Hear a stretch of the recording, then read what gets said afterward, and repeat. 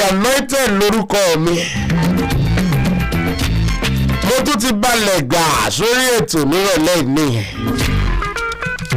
Ṣé bàbá mi òkè ló tún jẹ́ kó ní oṣojú wa? Àwa ti fún lóṣùbà tẹ́lẹ̀tẹ́lẹ̀ ká tó tó débí.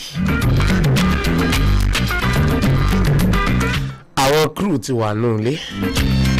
Fáwọn létí ní crew member ni wọ́n. Ó ti dọ̀sọ̀ọ̀sẹ̀.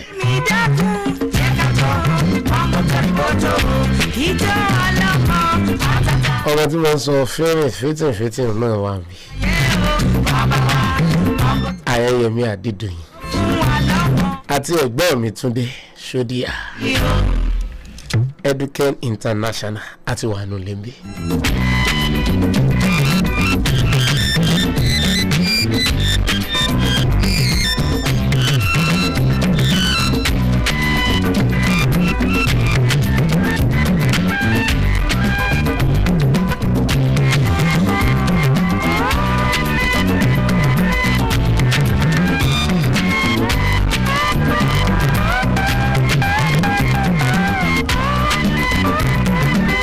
This program is a bilingual program, and of course, this place is I-FLIER 103.3 FM. The program is Edu-Circle from your darling station, I-FLIER 103.3 FM, the perfect choice station for the I-FLIERs.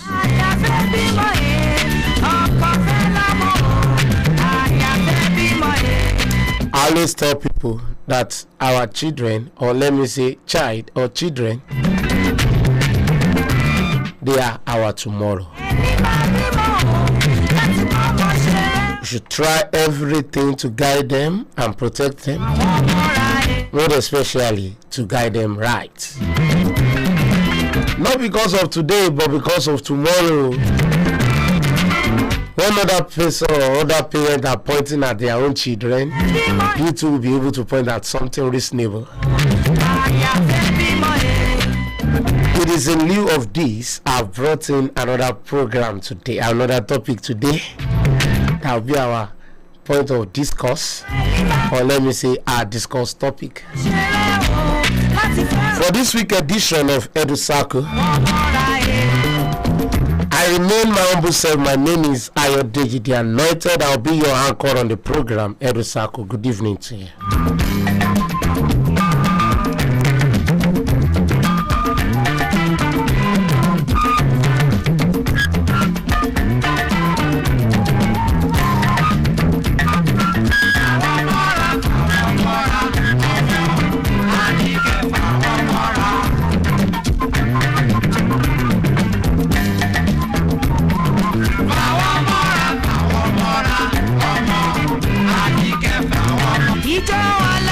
Today, I'll be talking about derogatory remarks,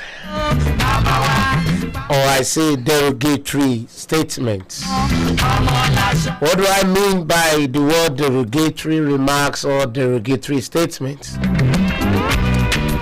Most of the time we say these words or we give out these remarks to our words, and as a tutor we say such to our students, and as a parent we used to say it to our own children. Now I want to caution you today. I'll talk about the negative impact, and of course it doesn't have any positive impact. And I want you to stop. Children might misbehave at times, but you shouldn't just force yourself to say a derogatory statement or you give out a derogatory remarks. A teacher was once trashed for derogatory remarks against a girl student. A government school teacher was trashed by villagers on the charges of making derogatory remarks against a girl student studying in the night hour.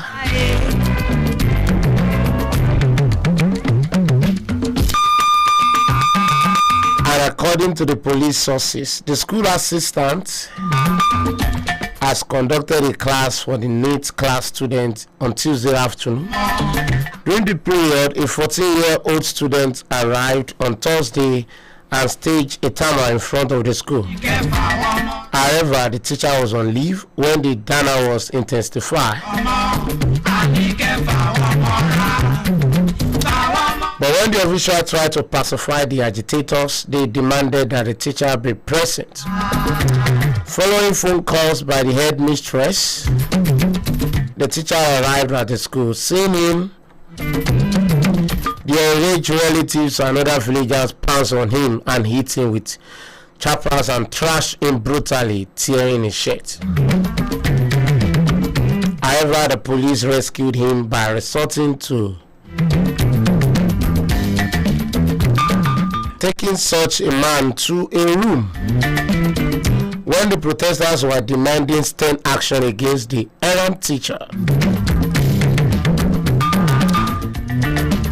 then the police officer said they will conduct an inquiry and take action accordingly.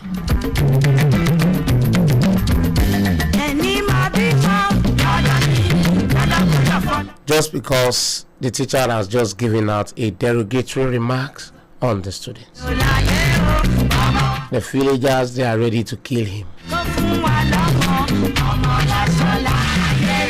Well, thank God for the police officer that came to their rescue.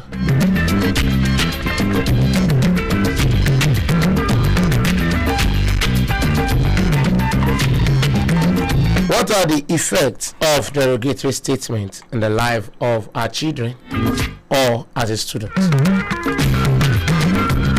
That I will be trashing right here this evening on your dialing station I-FLIER 103.3 FM on the program Edu-Circle. I remain my humble self. I'll be your anchor on the program. My name is Ayodeji The Anointed. Good evening once again.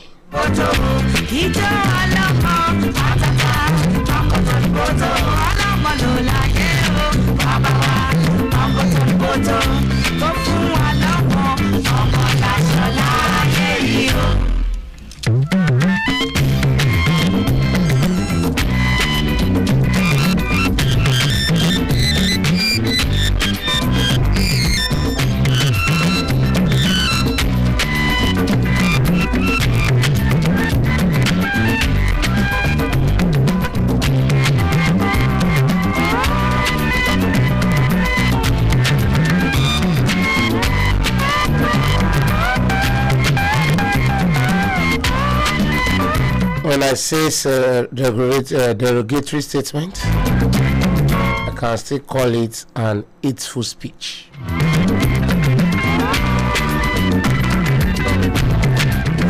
It is not only the government that people used to use the word, used to use an hateful speech for. We use it for our words too and our students. Though you are free. You are free at liberty to say anything you like, but you should know that hateful speech will definitely have psychological effects on our children, on our words.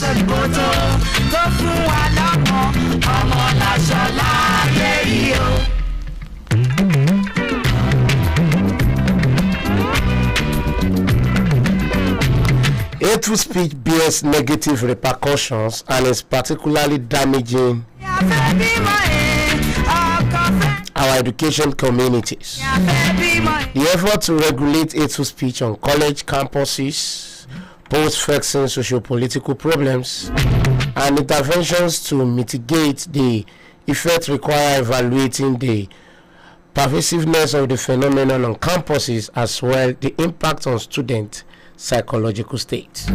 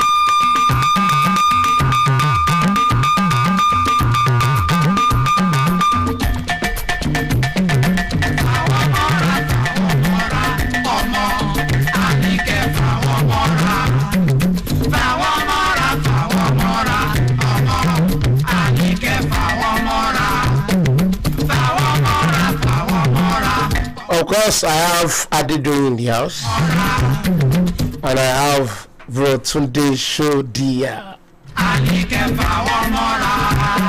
I will be talking about this together.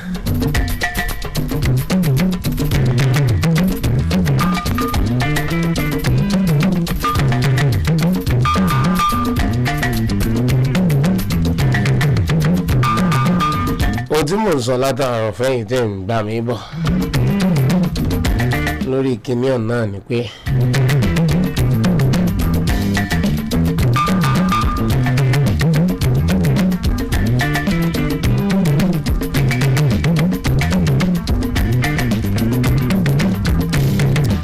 àwọn òbí àti olùkọ́ àwọn ọ̀rọ̀ tá a máa ń lò láti fi bá àwọn ọmọ sọ̀rọ̀ ń gbà mí.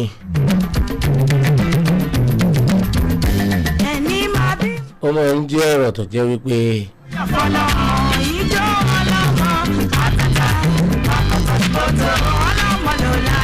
ọmọ ń bà wọ́n lọ́kàn jẹ́. Ó máa ń dé wọn kù débi pé wọ́n yìí lè rìnà rí ntágbára wọn lè ká gan mọ́. Torí wá ti máa rí pé báwọn kúkú ṣe lè ná ohun tí dádì àti mọ́mí ó wì náà ni. Ó tilẹ̀ ti ká mi lára rí tí mo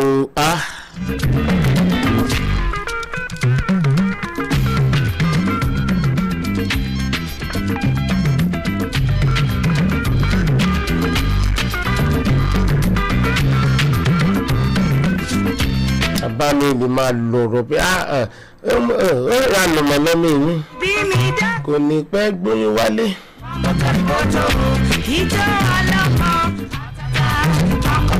At the end of the day, mi ò bá wá gbóyún délé.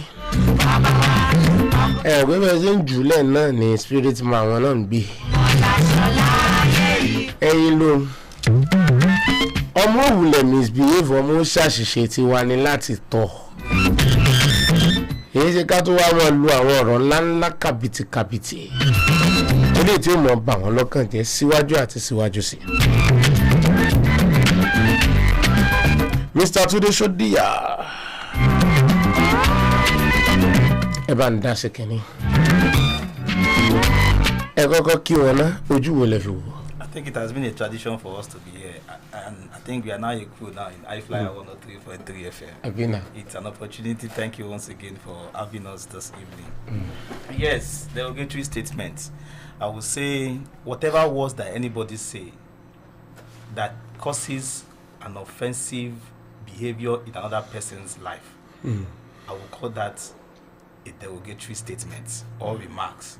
If we look at it in the school context, whenever a child actually finish a term, they do go home with a report card, and inside that report card there is always a section there that they will put teachers' comments.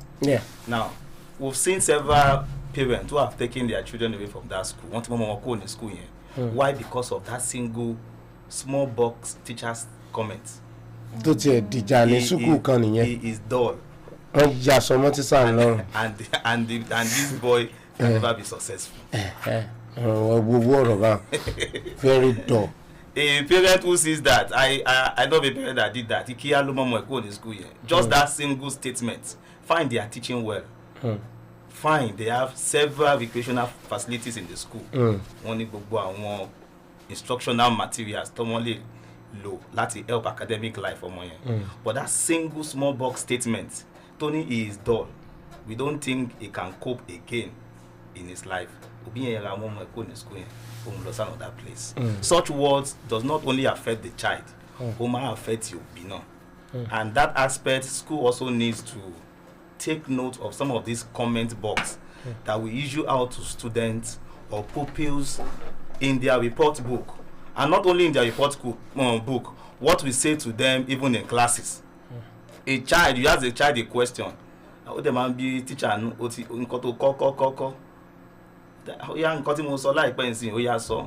the child started turning begins to turn A to D, D to Z. I could see teacher binu all my time 45-minute class. He and things like that. Now those words becomes offensive to that child, and not only that, it becomes insulting. Ó tún máa ń low self-esteem ọmọ náà. Ọmọ tó ti ní ability tẹ́lẹ̀ á kọ̀ rí pé with all this, after all, teacher is right. Test 1, I failed. Second test, I failed. So there's no how I can make it in this exam. So I believe schools and every other person, even parents, needs to look at that. A parent came to my office, in fact, this particular issue, that was just a recent incident yesterday in my office. Uncle, this my daughter, 50 courses ni mo raise lórí ẹ̀ lánàá. Mo ní kí ló ṣe? Ó ṣe mí ni. Ẹ wá raise 50 courses. Ṣé nǹkan ni? Ó ní mo pàdé level kan mo tiẹ̀ mo lè kà mọ́. I begin to raise. I said, ọmọ yín ṣẹ́yìn lẹ́bi. Àwọn làwọn bí náà. Ẹ̀ṣẹ̀ tó ṣe yẹn ti pọ̀ jù. Mo ní all these things you are saying, you are affecting the child's life negatively. Now, there's no how this child is going back to school. There's no how the child will want to make it in one way or the other because of all these statements. I believe no matter how parents are being angered, we need to be very careful the words that comes from our mind, mouth rather, because it actually affects the student totality or a child's total life. We need to be very careful on that.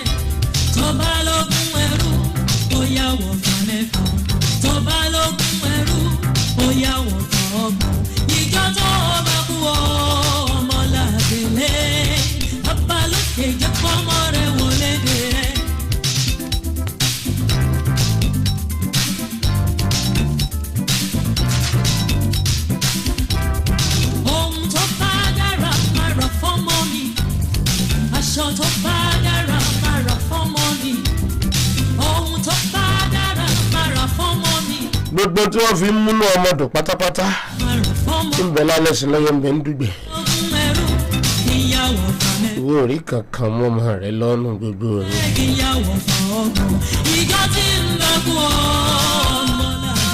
àbí kò jù ú lẹ̀ fún ẹ̀yìn sí lóhùn wọ́n bá ti bọ́ọ̀lẹ̀ kò ṣeé mú mọ́.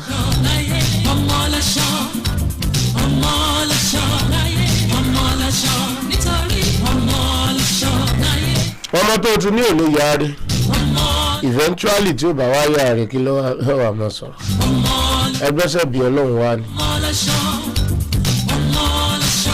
ìwé olùkọ́ náà tó mọ́ ń rọmọ pẹ́ ó wá kò sí dáadáa nínú iṣẹ́ rẹ̀ kan lọ́ba kúkú conclude pátápátá pé òòrùn bọ́mi ilé ìsórí rẹ̀ mọ́. ó kúkú ti wà láti gbà káyé tó dáyé gan-an ni láti láńlá lé wọn ti máa ń wúwà báwọn.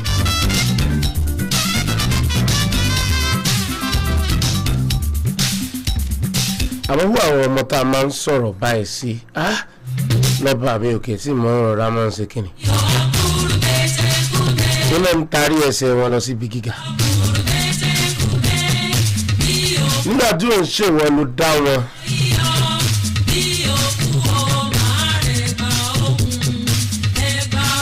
ẹjẹ ń bí Adédoyin ojú wo ni wọn náà fi wo Adédoyin.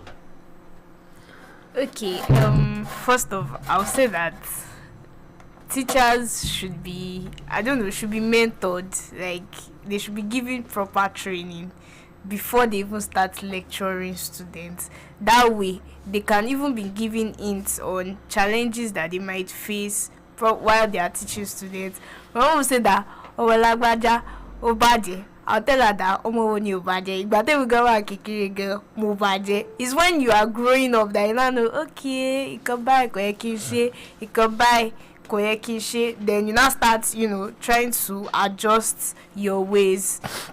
And you now, for a child that does not know that you can buy an adult to just say anything, and we don't know the destinies of the children that we are carrying and all of that. So I feel like adults should try to control the way they say their things.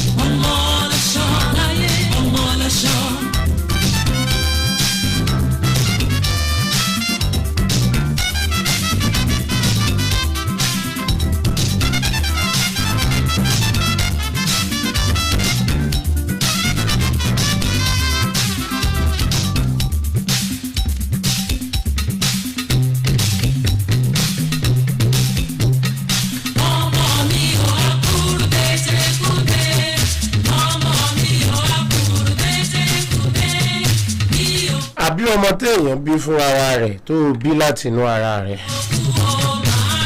tó wá dàbí ẹni pé òye ò tí ì yé ọ̀nà tá a wá fẹ́ gbà fòye yé ni pé ká máa sọ ọ̀rọ̀ eléyìí tí ó mọ̀ mú ìbànújẹ́ bá ọkàn rẹ̀.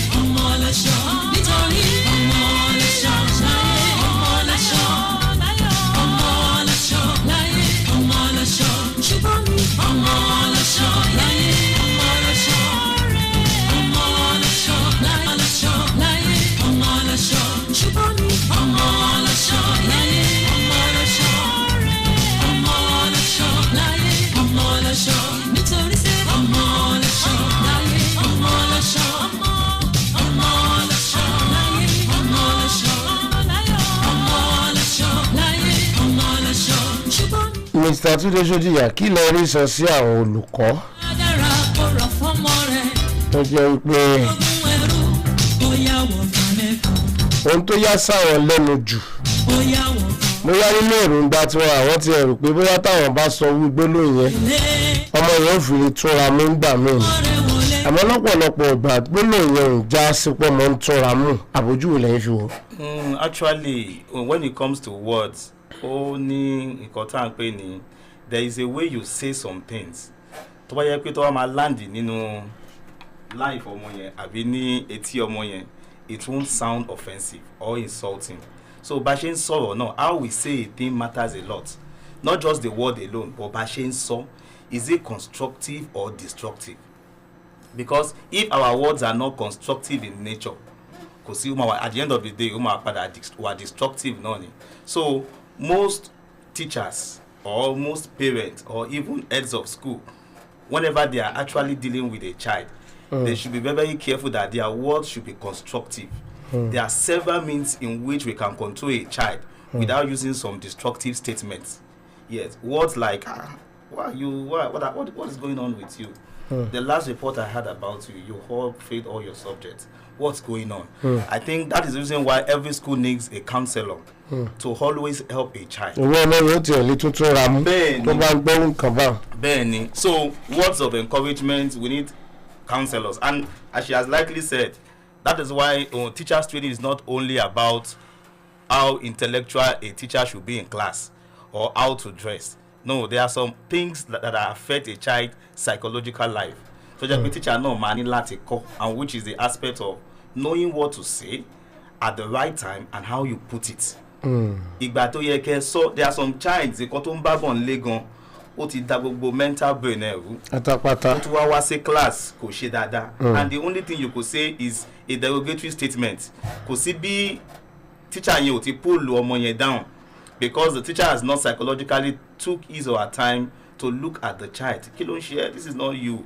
That is why teachers need to be like a friend to their students, so that they will know what to say at the right time with them and know how to put words. So we need to be very careful words we say. Are they constructive words or remarks that helps to build a child in his or her career or academical life? Or are they words that destroy a child's total mind and will affect the child's career even in future? And that reminds me of a story. Sorry for taking this time. A teacher sent a letter to a boy. So the boy could not open it, gave it to the mother, and the mother read the letter and she started laughing. And the boy asked the mom, "Mom, why are you laughing?" He said, "What I saw here was that the teacher said, you are brilliant, there's nothing you cannot do. But tomorrow you are not going back to that school again. I want to start teaching you myself." Now, the woman took up that challenge to teach the child. Omoyewa di a very well-known and good person in the future. Now, later on, Omoyewa letter and Yenibiti ya itoju esi. What was in that letter was that this child should not come to our school again. gbogbo nǹkan tá ti ń kọ kò mọ̀ dẹ̀ lè mọ̀ láíláí. So the woman took that negative or derogatory statement and turned it into a positive action and positive statement in the life of that child. Ọmọ yẹn bẹ̀rẹ̀ sí ní sunkún. Ó mú lẹ́tà ẹ̀ ó ní mọ́mì, was this not the letter one of my auntie gave you then when I was in my primary school? Only yes, I had to turn the negative aspect to a positive thing. So I believe if a parent, that's a good mother. In fact, it's actually a good mother. So the same thing Ben Carson mother did to him, exactly. So parent has a lot of work to do when it comes to speech. When I was in school there was one woman beside our house. Every hour by èpè ní lára rọ. Ẹ̀yin ọmọ yìí coconut head lórí yín kò sí kankan bẹ́ẹ̀ àfomi lásán. Every night, every morning. And when looking at the life of those children, actually you won't see anything good in them because their head has now become a coconut head, only water. So I believe words we say are very powerful. We need to be very careful in how we put those words and the time we're actually making those statements to our children.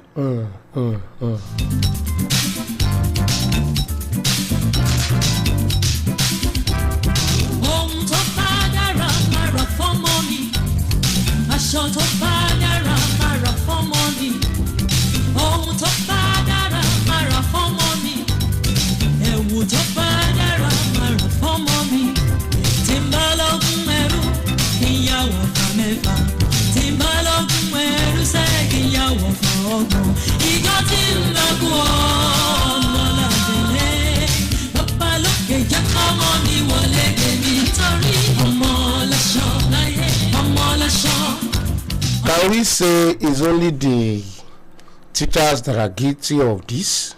What of the students and what of the parents? Yes, even students among themselves, they speak derogatory statements to one another. Peer group influence. Background the some of me in Bowale or Lararo or more day school. Because in Kotongo every morning, every afternoon and night in here.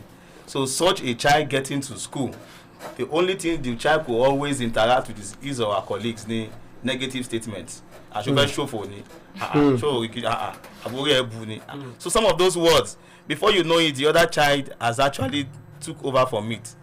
So we actually need to be very careful. It affects the student themselves as they interact with another student, the mothers or parents, actually the father and the mother. And in fact, let me even talk on the angle of the father. I think so the mother. A father too has to be very careful the words they speak to their sons and daughters. Most fathers don't have time.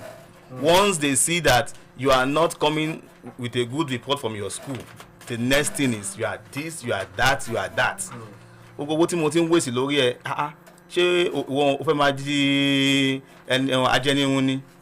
And things like that. So fathers too need to be very careful the words they say. No matter how hard the economy is, we all know that the economy is so hard. We shouldn't inflict that with such a derogative statement to our children. So fathers have to be very careful. And friends, who do you move with? Are they friends that talk positive things? Are they friends that actually help you when you are down? There are some friends that some children will tell you, if not for this particular friend when I was in school that said this statement, I wouldn't have become something, because every situation around me is turning upside down. But because of this encouraged word from this my friend, I was able to get lifted. So I believe friends, fathers, parents, teachers, school heads, they need to be very careful with the words. Even the child himself or herself, so positive things to his own life.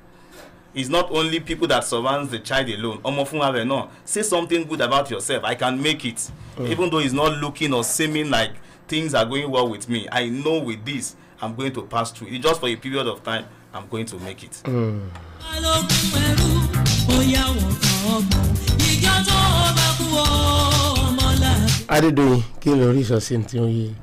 Okay, I'm just going to share a few thoughts. When I was growing up, I think around SS2, I was doing well from my DS1. When I got to SS2, everything just turned aside. I was just playful and and I had to, aside from the fact that my parents don't say nasty words to me, what I did then myself personally was that I used to stand in front of I can stand in front of mirror, I can stand in front of the wall, and I start saying words that are positive to myself. Those times I didn't even know what I was doing. I was just enjoying myself. Let me just put it like that. And I'll just say positive words to myself, even though my result was not nice and everything. I'll still say those positive words to myself. I'll clean my tears, and I'll just move on with life.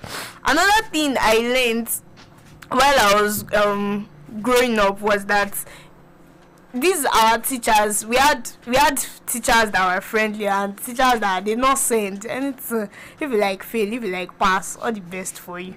Yes. So I had teachers like that, and I had teachers that they will always encourage you, and they will always call you that kilo share. What happened to you? You are not active today. You are not doing very well today, and they will just encourage you. I had a dad that, before my daddy would beat you, to take a long time, my dad would always encourage me, and those things actually helped me to grow. Those things is a mindset. Another thing my parents did was, okay, they knew the profession that we were going to pick, my siblings and I. So they formed a mindset such that, okay, they will tell you that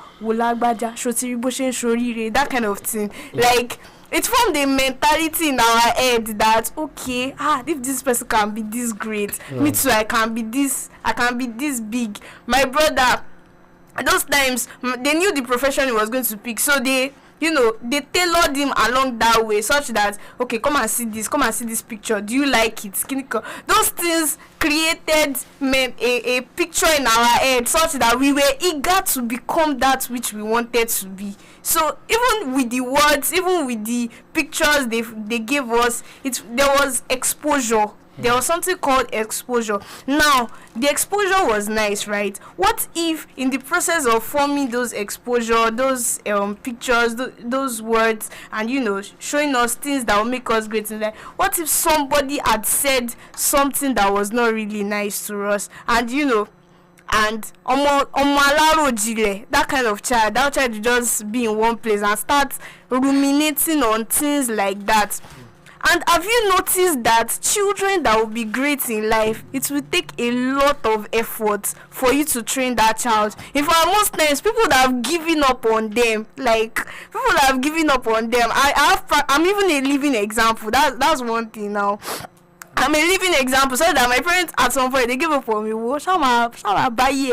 Like, they were surprised at the turnout of things. Not like I did not know what I was doing, but it was just like this life challenges. I'm pushing hard, right? But it's not yet looking like it.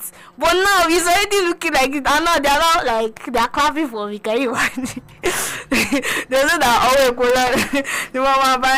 I don't know how they say those things anyway. But then those things, like children that will be great in life, it will actually take a lot of effort. It will take somebody that can be patient. It will take an adult that can be really patient with them, before they can be great in life. Another thing again is that as human beings now, we have 5 love languages. Now we have 5 love languages. We have 5 love languages. Now, one will be major, or 2 or 3 will work together. At least one will be very dominant in such a person. Now, what are the love languages? We have words of affirmation, we have quality time, we have touch, we have gifts, we have act of service. I've mentioned 5 now. So we have words of affirmation. Or words of affirmation, or whatever soft, see, you are beautiful, you are looking so gorgeous, come on, clap for yourself. Oh you are looking so beautiful. For the end of that day, is touched, not like you want to blow the child or something, you just hug the child, carry the child, make the child happy. Mama do for the rest of the, in fact, the child may be crying, maybe having a sad state in his or her mind, and just be like, uncle or auntie carried me today, hugged me and wished me well. That kind of child will not forget you easily like that. That's why it is so easy for children and teenagers to be vulnerable. If you buy gifts for them, just little gifts that their parents don't buy for them, that their parents don't buy for them, they get attracted to that person, and that person can also take advantage of them, because that's the person's love language. When I was growing up, my parents would always buy ijekuje, so there's nothing you want to give me from outside that will now, be attractive to me. Yes, act of service, what they like to school, it's not like but you've washed the child's clothes, then okay, you can even teach the child, oh yeah, come and do this assignment, let's do it together. You are right there with the child, not like you are far away. You are right there with the child. That child will value those moments. I still value those precious moments that because she's teaching me assignment. She's teaching me math, but she was training me. Those things built me. She doesn't know, but those things built me in a way. So as human beings, now let's even relate it to adults. I'm so tired, and one child even took his or her time to wash plates for mommy. That mom will be so happy. Oh mommy, oh she go, oh call me. That kind of thing. That's act of service for an adult now. So as human beings, we all have our own things that makes us happy, that makes us feel loved. That we all have all those things that make us feel loved. Now imagine a child that has words of affirmation as love language. How would you react? How would such a child react when you are saying negative words to such a person? So that's it. Thank you so much.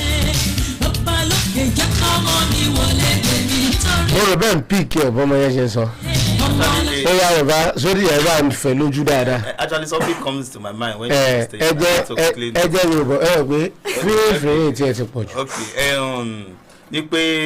Ó yẹ kí school ma organize time tí school fẹ́ wọlé sí.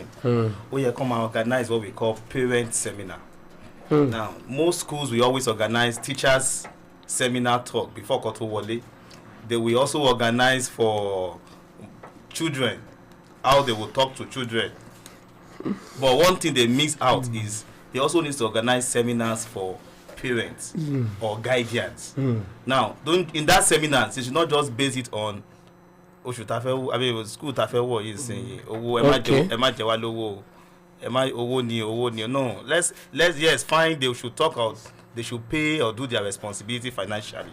But the aspect that will help the child, they need to train some parents. Some parents needs to be trained.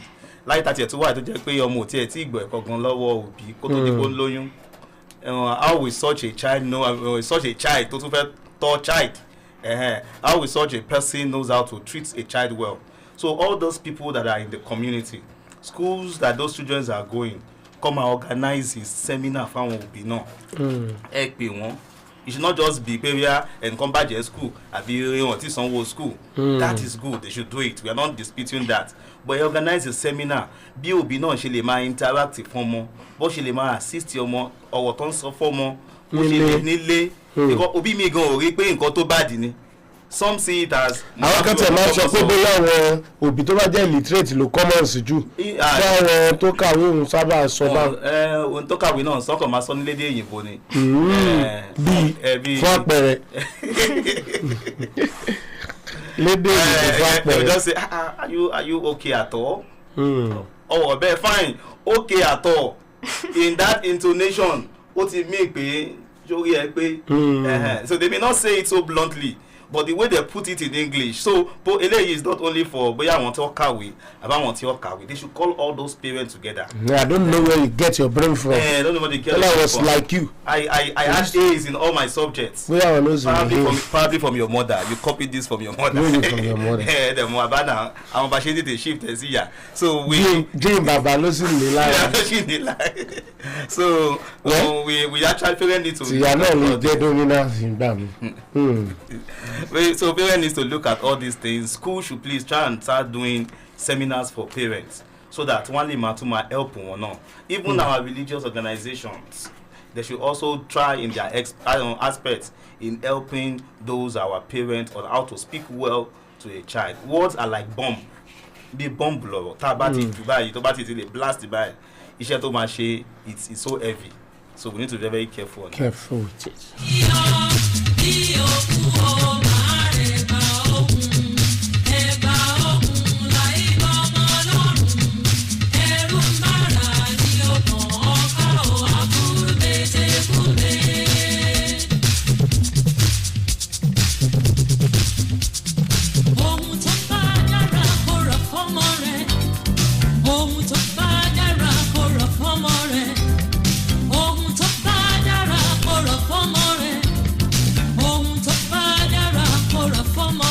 Is derogatory statement a function of the environment?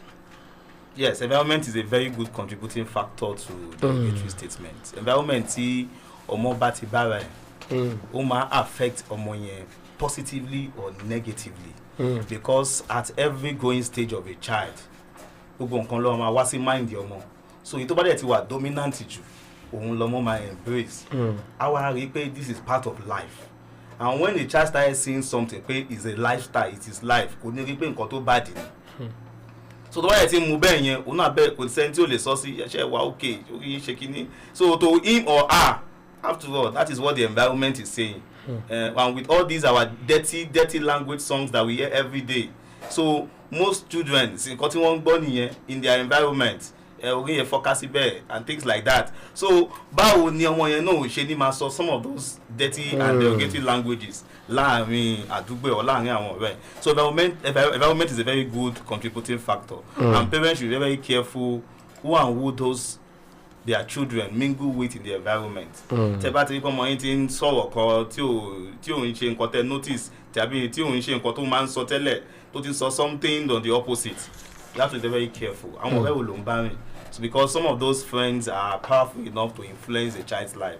So environment is a very good contributing factor. Àwọn ọ̀dọ́ la ń pè ní environment. Ilé tó mọ́ ń gbé, ọ̀tá àwọn òbí ẹ̀ ń gbé, school tó ń lọ, ilé ìjọsìn tó ń lọ, bóyá mọ́ṣáláṣí ni, bóyá church ni. Now àwọn ilé bóyá ceremony náà tí ẹjọ́ máa ń lọ, wedding party ni o, or birthday party ni o. So those things contributed to what we call the environment. So Tabale ensure pé in one way or the other we are guiding those environment not to affect or inflict something that is negative into the child's life. Bí ọ̀rọ̀ sísọ ó máa help ọmọ yẹn láti ṣe dáadáa in life. ìbéèrè tí mo fẹ́ bi yín ẹ̀yin àti Doyin lẹ́dàá mi ǹjẹ́ wọ́n ti sọ owó ọ̀rọ̀ ìsẹ́yìn gan rí? Well, my parents never said that because actually when I was growing up, I didn't really live. Torí mo mọ̀ pé olùkọ́ lẹ́yìn náà, abẹ́yìn ti sọ fún yàn rí. In one way or the other, ká má parọ́. Ìgbà bí student a ṣe nǹkan mi, ṣé o wà okay? Jẹ́gbẹ́ kọ́kọ́ fún ẹ. So such a things do happen, but at the end of the day, we should always ensure that we try to curb it so that kò ní jẹ́ nǹkan tó máa jẹ́ culture wa or tradition wa láti máa sọ tàbá ti rọ ọmọ bẹ́ẹ̀. Like one of my friend kan tó ríṣẹ́ kan sí one school like that. Onígbà tó ń dé school yẹn language táwọn ọmọ yẹn understand ni language kẹ́ máa sọ̀rọ̀ burúkú. Tẹ́ bá ti lè sọ̀rọ̀ burúkú sí wọn, wọ́n ti gbọ́. When I asked that, mo ní eléyìí tún lágbára ọ̀rọ̀ burúkú ẹ bá ti ẹyin ẹ má wọrí. Ẹ kò sọ pé orí kékeré ní kan báyìí wọ́n á wálẹ̀ ní ẹ̀hún òun ló ẹgbàá o. Wọ́n tó ń dé school yẹn òun lẹ́gbàá rí o. But language ọgbọ́n yẹn tóun bá ti fún wọn. So that's another thing again entirely. So ó máa ó ń ṣẹlẹ̀ as educators. It sometimes comes to us because we are human. They say there is no person in life tí o ti sọ̀rọ̀ àbí tí wọ́n ti sọ̀rọ̀ sí. Well, in what has helped some of us like me, I've never had such negative statement like that. But when it comes to speech saying, because God has always helped my environment. Bí mo ṣe dàgbà, àwọn tí mo mingle pẹ̀lú and things like that. I've never been be a victim of sort like that actually. What of doing? I've had people that said that to me. Not my parents though, but I had teachers because normal I was very stubborn. So I had people that actually said those things. But maybe because I was a child, those things did not really enter me. Like it did not really make sense to me. Then when I was in SS class, I had one Igbo boy too like that. Omoye. Ìdí tó fi gbọ́ Yorùbá, èbú ló fi mọ̀ Yorùbá. Èbú ló dẹ̀ máa sọ fún our like our classmates. So that was the way he understood Yorùbá before he now started understanding the other normal things. Now imagine such a child tó yẹ pé èbú ló fi kọ́ Yorùbá tiẹ̀. That would just be saying it anyhow to people, and for a child that does not have the heart to receive those things, it would form a bad future for such a child.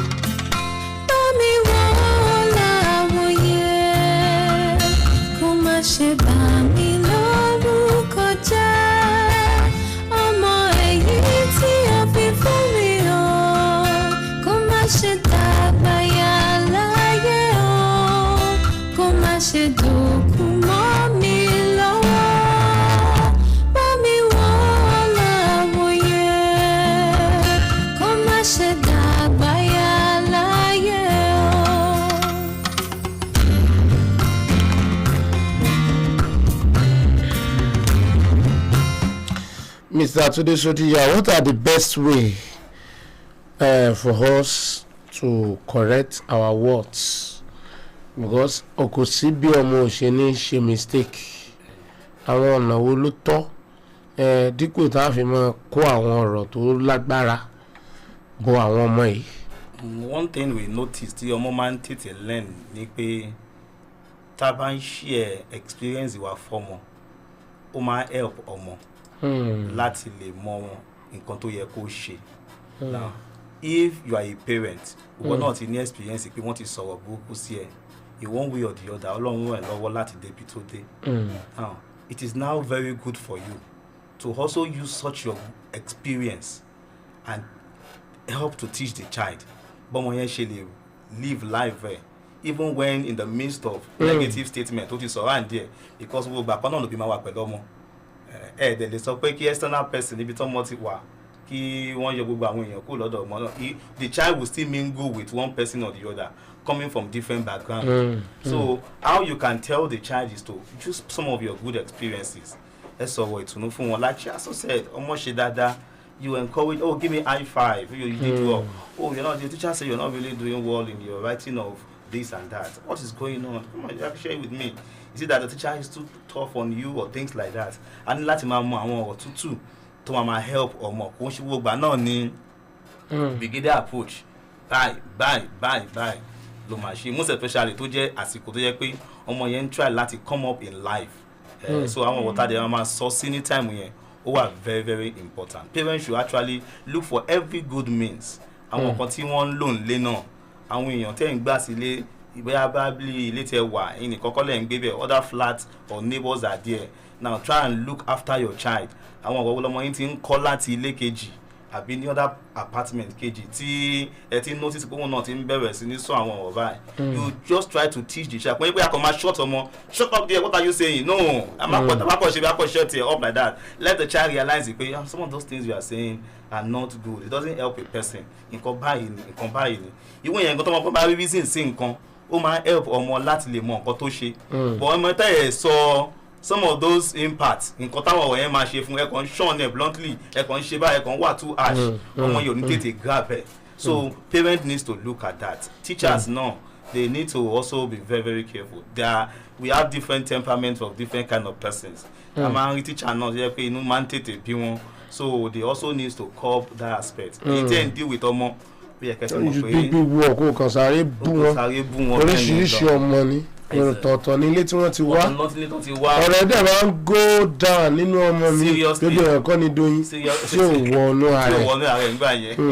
So that I remember when I was ṣiṣẹ́ bì kan nígbà kan ọ̀gá sọ fún wa pé all your problems at home inú ti ń bí ẹ bó bá ṣe ń dẹnu géètì láti wọ company wa kí ni o draw pẹ̀lẹ́ because you want to relate with customers in the house. So customer wa sọ òwòdì sí ẹ̀sìn ìwọ náà wá ń dá padà o ti bà iṣẹ́ jẹ́ nìyẹn. nítorí òbí sọ̀rọ̀ ìdìgẹ́ kókókó lu ẹgbà tàbí àwọn corporal punishment tó wà dáadáa. Exactly.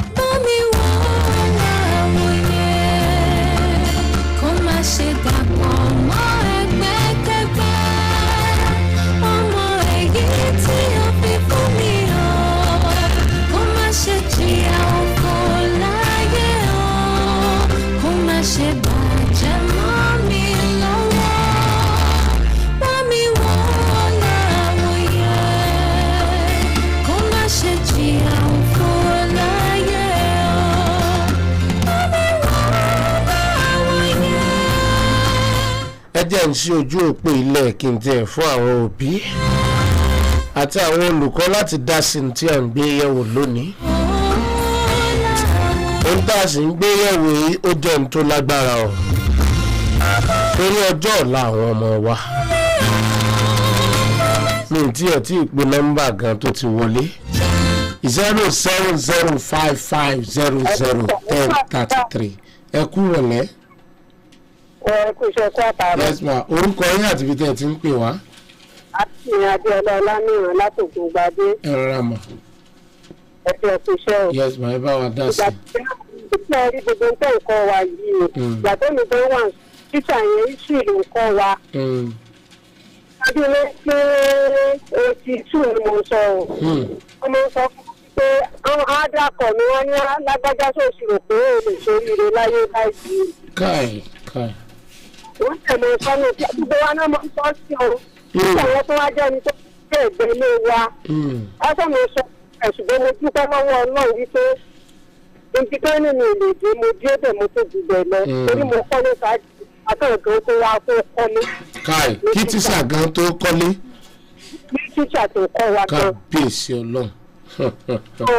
ọ̀jẹ̀ kí wọ́n máa sọ̀rọ̀ òdìbò pé lágbájá ó yẹ kí wọ́n máa káńtẹ́lì ọmọ ni wípé báyìí. ọmọ mi gan ìbànújẹ́ ní gbé bọ̀ láti ilé akóńdé skul náà wọ́n á tó ń sọ̀rọ̀ burúkú sí i èèyàn kó rí bẹ́ẹ̀. ẹ ṣe mà.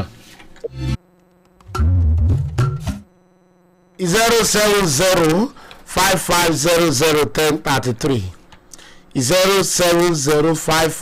07055001033 àti 09160001033 09160001033 ojú òpó tó yọ bí nìyẹn ẹ kú rẹ̀lẹ́.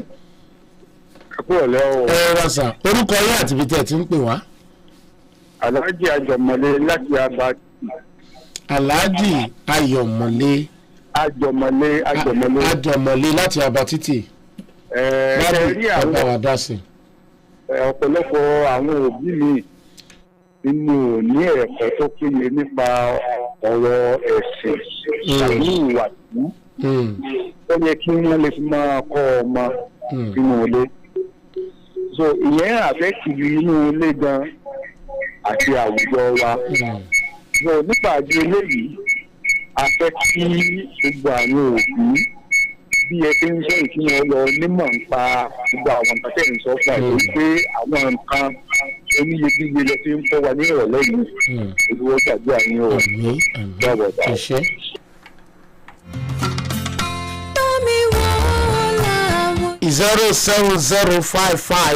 07055001033 09160001033 07055001033 09160001033 ojú òpó tó wọ ìkànnì aláṣẹlá nìyẹn níbẹ̀ lẹ́tì lè dá sí ní tí à ń gbé yẹ̀wò nírọ̀lẹ́ yìí.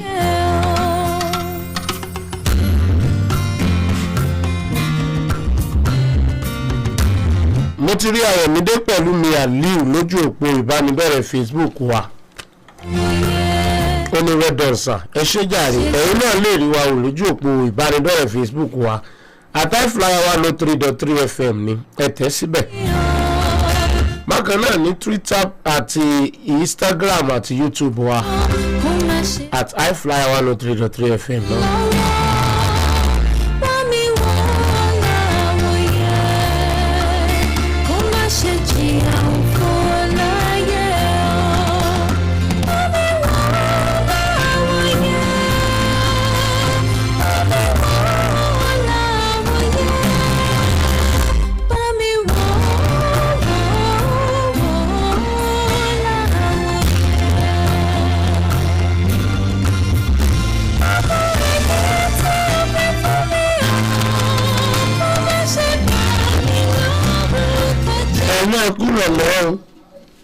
ẹ kú ọ̀lẹ́ o. yes sir orúkọ yín àti ibi tẹ́ ti ń pè wá. Julius Adika lorúkọ mi o. máa mi ẹ kú ọ̀lẹ́ sà. ojú òní tí I-FLIER níbàjẹ́ o. àmín sà. ẹ̀kọ́ tó lágbára ni ẹ̀kọ́ tí ẹ̀ fún wa láǹfààní yìí. ṣùgbọ́n kí Ọlọ́run kó kàn ran àwa òbí lọ́wọ́ àti olùkọ́ kò sí ọ̀nà náà tí a ó gbé gbà tí àwọn ọmọ yìí ò fi ní ru wá nínú. wọ́n á ru wá nínú tó pọ̀. èmi àti bàbá mi kan ní Olúwa wà níbi kan ní press. ìyá ọmọ yẹn ru ìyá yẹn nínú ilé kejì ni ìyá yẹn ti ń fi ọmọ yẹn ré. àwọn olóògbé kan sì wà ń bẹ̀ wọ́n dẹ̀ sọ àmì déédéé yóò dẹ̀ ṣe rí fọmọ nìyẹn. so ẹ̀rí a ní láti ní sùúrù púpọ̀ torí ipa tí a ń kó nínú ayé ọmọ ó lágbára púpọ̀ kọ́lọ́run ní àrùn rẹ̀ kó ràn wá lọ́wọ́ ká lè fi sùúrù fún àwọn ọmọdé yìí ọlọ́run yóò ràn wá lọ́wọ́. àmín ẹ ṣé sà àmín àmín ẹ ṣé sà.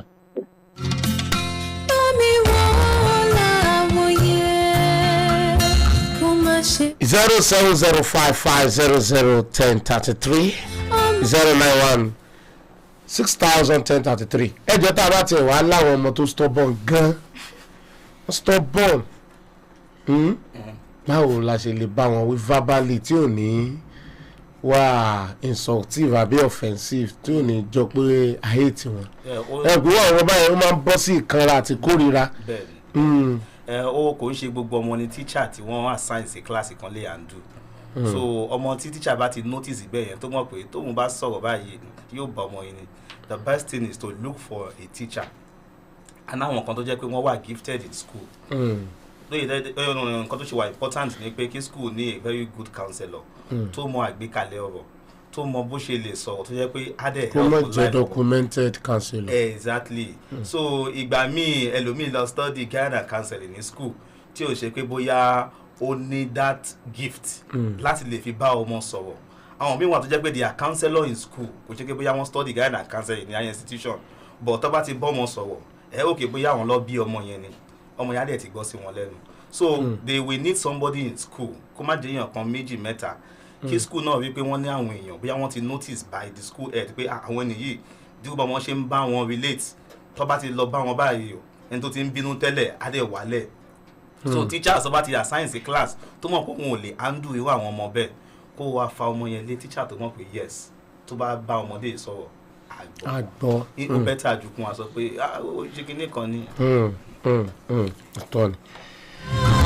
Doyin, all these bad statements báwo ló ṣe lè affect àwọn ọmọ mentally jẹ́ kí wọ́n fa ń gùn yẹn o. Okay. jẹ́ ń gbé pè iná ẹ lọ kúrò lẹ́hìn. ẹ kúrò lè sá o. Yes sir, orúkọ yẹn àti ibi tẹ́ ẹ ti ń pè wá. orúkọ mi ni Òjó láti Àbàọ̀dàn. Òjó láti Àbàọ̀dàn ẹ bá wa dá sí. ẹ kú ètò. Yes sir. Ọlọ́run máa fún yín ṣe. Àmín. Ọpọlọ yóò ní dọ́bà.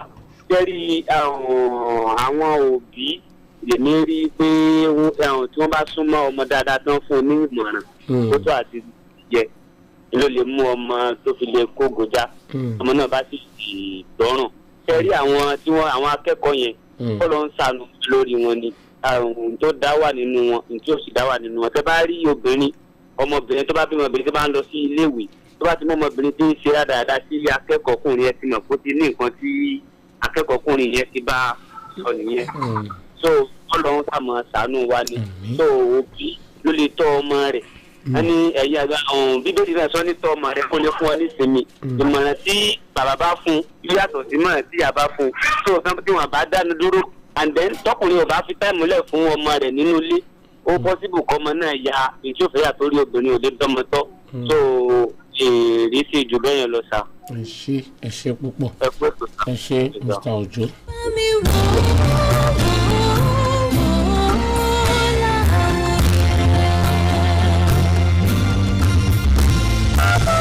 lóyún wọ́dà ìbéèrè yẹn jàre báwo ló ṣe affect àwọn ọmọ yìí nínú èrò mentally psychologically àwọn derogatory statement yìí. Okay, I mentioned something about mindset. Now, when you say those statements to a child,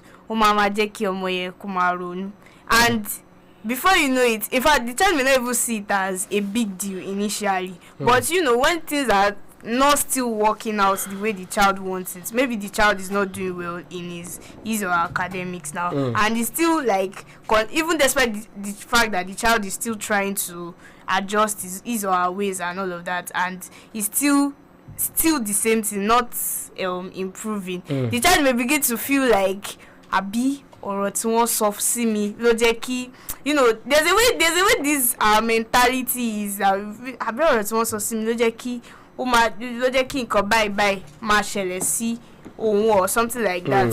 Now I was you were addressing stubbornness. That how do we treat a child that is very, very stubborn? Now, it's not all the child that you beat, and it's not some children.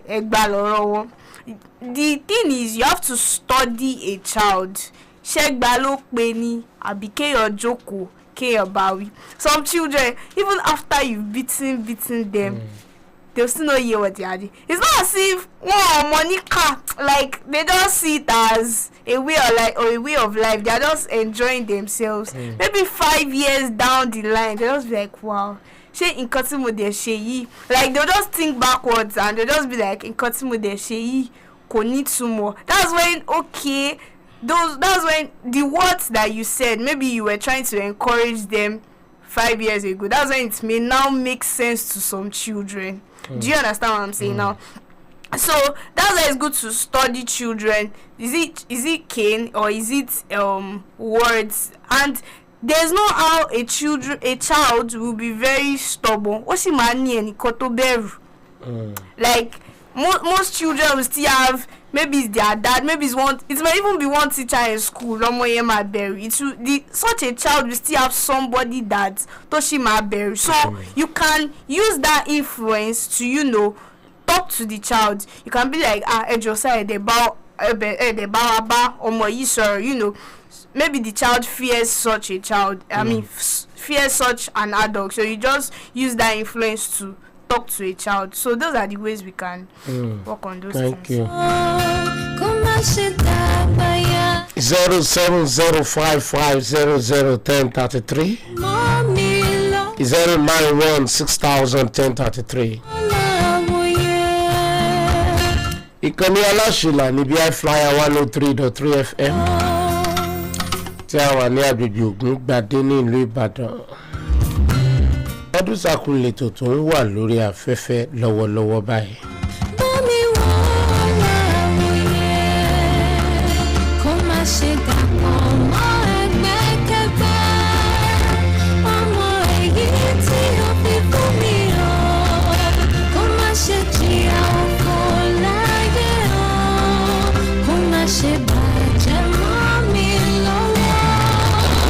Hello, ẹkúrọ̀lẹ́. Ẹkúrọ̀lẹ́ o. Yes ma, orúkọ yín àti ibi tí ẹ ti ń pè wá. Mo sọ ní Bọ́lájí láti Ọlọ́run Dàbá. Mrs. Ajíbọ́lá. Mrs. Ajíbọ́lá láti Ọlọ́run Dàbá. Ẹ ṣe ẹkú ọ̀rọ̀ ọmọ. Yes ma. Yóò dára fún orúkọ Jésù. Àmín. Rí àwọn ọmọ mi sọ́bọ̀ gan-an pé tó bá ti máa kan sọ̀rọ̀ kan lẹ́ǹkan wọ́n ní pé tọmọbìnrin bá ti ń tẹ̀lé ọkùnrin káàkiri pé kò ní gbọ́rọ̀ sóti ó máa ń tẹ̀lẹ̀ bẹ́ẹ̀ lóòótọ́ ṣùgbọ́n ó ṣẹ̀kọ̀ pé wọ́n ní bí ọmọ bá ṣe jáde nínú ilé ìgbà ó máa reflect níta ṣe bá ti rí pé ìwà tọmọ ìrú tẹ́lẹ̀ ó mà ti change ṣé o pé èèyàn máa train ẹ̀ pé báyìí ló yẹ kó o ṣe báyìí ló yẹ kó o ṣe. èmi tó wá bẹ́ẹ̀ pé reflection kan lọ́wọ́ ni pé ọmọdé yẹn wá ń kìlọ̀ fún téèyàn ń tọ́ sọ́nà tí ò bá gbà kí ni èèyàn tún lè ṣe. mo máa ń gbọ́ àwọn program kan ní Èkó wá lóbìnrin kan ó mọmọ sọ́dọ̀ ó ṣe nǹkan tí ò dá ó dẹ̀ gbé ní gbóná lé lórí. ṣé o pé out of annoyance nìyẹn. ṣé o pé ìyẹn ti kọjá pé kí ló ń sọ ìkà kò gbọ́dọ̀ sọmọ tiẹ̀ bẹ́ẹ̀ sẹ́mọ̀ sọ́lẹ̀ tó ní gbóná tọ́mọ tiẹ̀ lórí bó bá tiẹ̀ jalè. ṣé o pé kò yẹ kó rí bẹ́ẹ̀. táwọn yẹn bá ṣe nǹkan míì fún nígbà míì báyìí inú á rí ìyàn bí kẹ́hìn lajú mọ́ wọn lórí ni. tó bá pẹ́rẹ́ǹtì ń kọ́ wọn nínú ilé táwọn tíṣà náà tó tún kọ́ wọn bẹ́ẹ̀ bí pẹ́rẹ́ǹtì ti ń kọ́ wọn tó bá da gbogbo ẹ̀pọ̀ bẹ́ẹ̀ àwọn náà mọ̀ pé kọ́tọ́ máa sọ fún mi nílé náà máa tún sọ ilé wọ́n á mọ̀ bẹ́ẹ̀ tó ló ń gbòòrò. Ọlọ́run á tọ́ wa sọ́nà á kọ́ wa bó ṣe ṣẹ́rí ó tún ti gbà níta ọmọ yẹn ti yá tara wọn àfikọ́ lọ́run tún wọn ṣe. Ẹ ṣé o. Ẹ ṣé mà. Láyé o kó má ṣe dòkú mọ́ mi.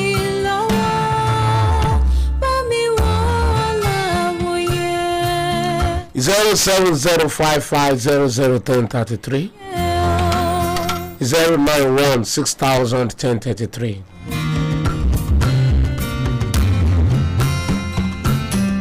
07055001033 091601033.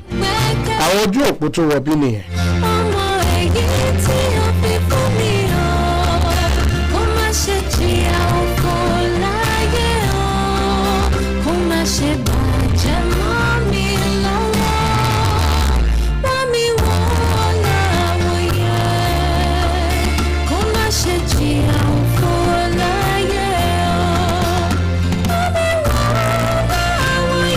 Mr. Atunde inú ọlùdé la sì wáyé gbogbo àwọn ọ̀rọ̀ òdì tóbi bá ti sọ mo rò bí wọ́n lè láǹfààní láti correct ẹ̀. bẹ́ẹ̀ni fún òbí tó bá ráyè fọmọ ẹ̀kan tún ni.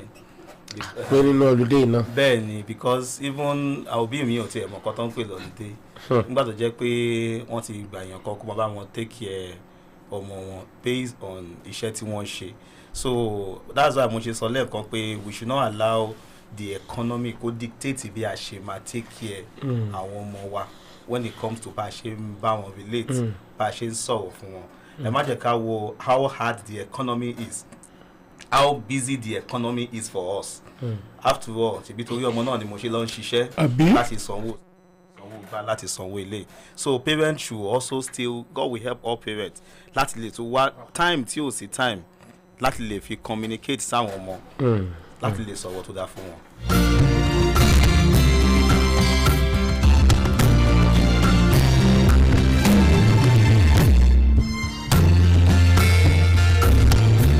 kódà nínú ayé tá a wà yìí gan ayọ̀ àti ìdùnnú in fact oògùn òwòsàn ńlá ló jẹ́ fún ọkàn láti wá di pàrọ̀ ìyá àmọ́ sọ̀rọ̀ ìbànújẹ́ síyàn lọ́kàn.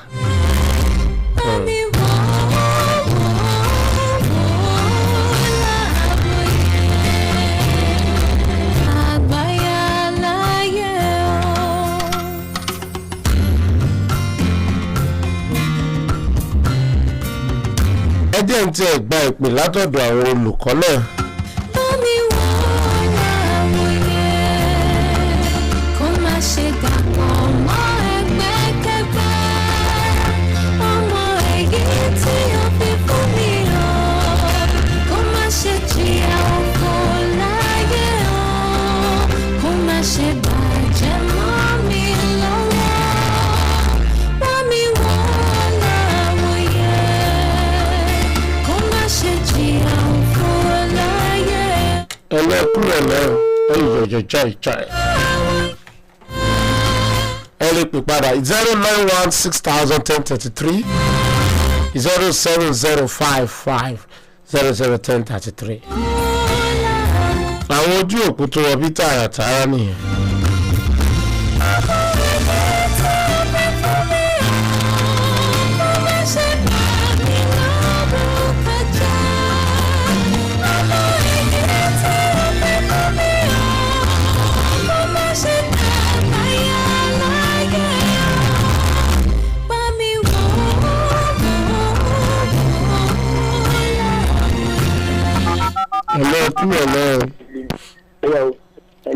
ẹ kúrò lọ orúkọ rẹ àti ibi tí ẹ ti ń pè wá.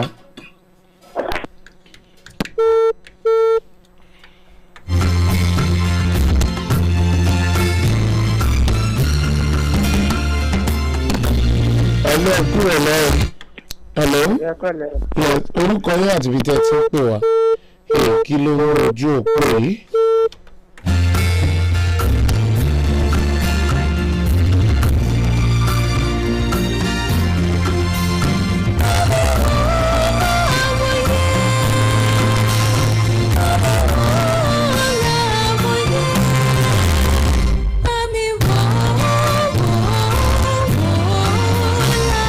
Mr. Tunde káàdì sọ wípé words are just ordinary. Show me pé they are not sticking to the destiny. tá a bá sọ pé words are ordinary that means that sọ pé derogatory statement kò ní nǹkan ṣe láyé ọmọ ni and we've all seen with our eyes experiences live experiences of people tó jẹ́ kó yé wa pé ọmọ mi àwọ̀ tí wọ́n sọ sí ló jẹ́ kó lọ pokùnso èmi ti lọ mú gamalin 20 torí pé wọ́n sọ̀rọ̀ sí ẹlòmíì ti lo àìsà oríṣiríṣi ọmọ ti kú all because adẹ́ẹ̀kọ́ náà tilẹ̀ bye lòun ṣe para o. So many cases like that tó ti ń ṣẹlẹ̀ both here in our country and everywhere in the part of the world. So ọ̀rọ̀ wà very powerful. It's not just ordinary. Ọ̀rọ̀ Bíbélì náà sọ pé life and death is in the power of the tongue. So ọ̀rọ̀ lágbára gan, ó lè pa èèyàn, ó dẹ̀ lè fún èèyàn níyè. So we have to be very, very careful.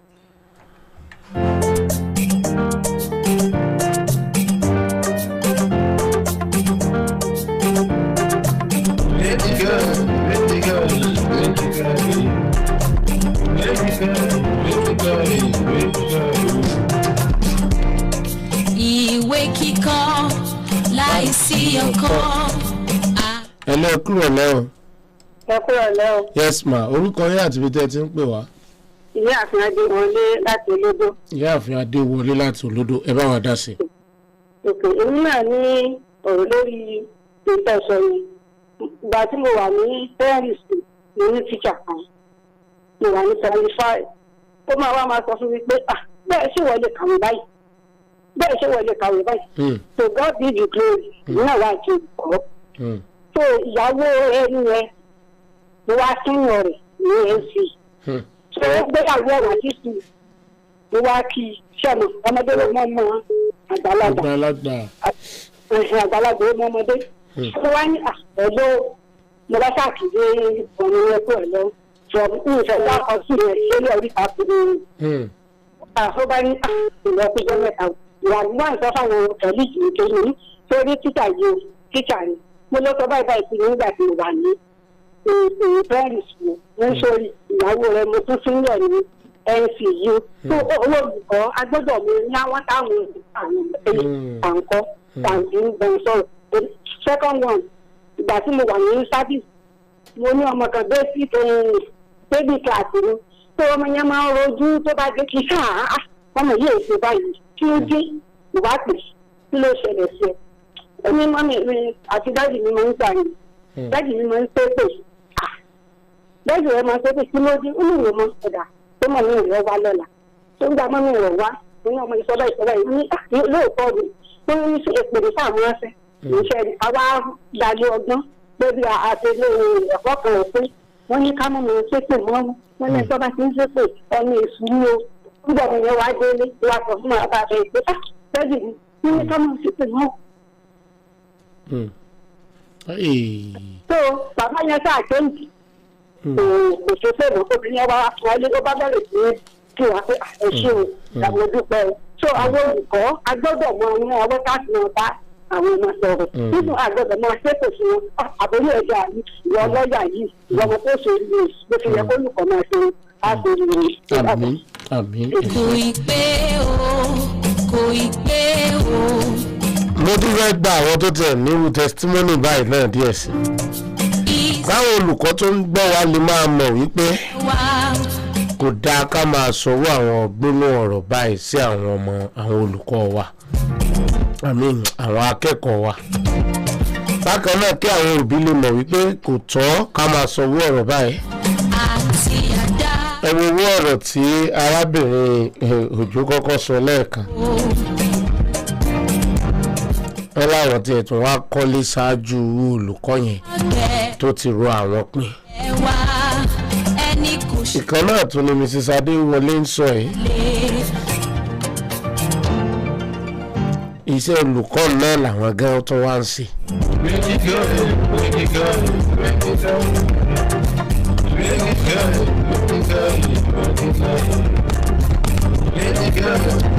A gbọ́dọ̀ náà sọ ọ̀rọ̀ tí ó mọ̀ mú ìbànújẹ́ bá àwọn èèyàn. Ẹ wò ó bí wọ́n ṣe ń kóòtù 1982 àwọn ìyá yẹn ò gbàgbé.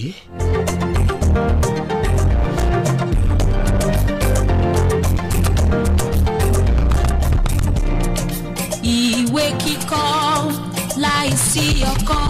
Àlè kò pọ́síbù gẹ́gẹ́ bí olùkọ́ ká má rí àwọn ọmọ tó lè fẹ́ mú wa ká ṣìwé tàbí ká ṣìsọ.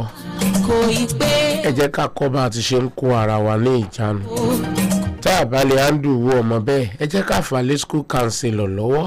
Iṣẹ́ àgbẹ̀ níṣẹ́. Ẹ rí i pé lọ́pọ̀lọpọ̀ ìgbà tí ọmọ bá ṣe olùkọ́ kan wọ́n bá ní kólùkọ́ mi lọ ọ̀nà ìtara bóun ṣe nù ó yàtọ̀ tó ló ń gan kan kọ́ ló ṣẹ̀. ṣe sọ̀rọ̀ sí wa láti máa ṣe sọ̀rọ̀ sí yóò yàtọ̀.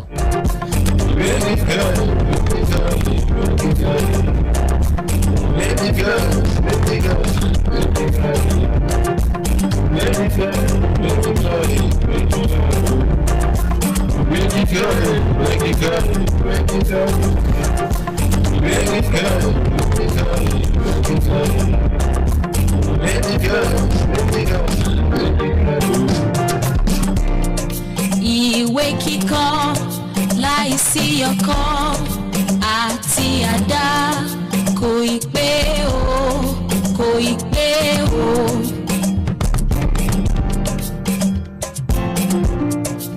Iṣẹ́ àgbẹ̀, iṣẹ́ ilẹ̀ wa, ẹni kò ṣiṣẹ́ á máa jalè.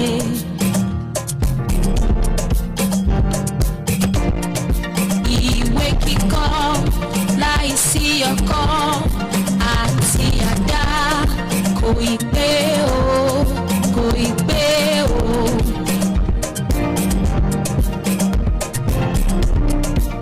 Iṣẹ́ àgbẹ̀ níṣẹ́ ilẹ̀ wa, ẹni kò ṣiṣẹ́ á máa jalè.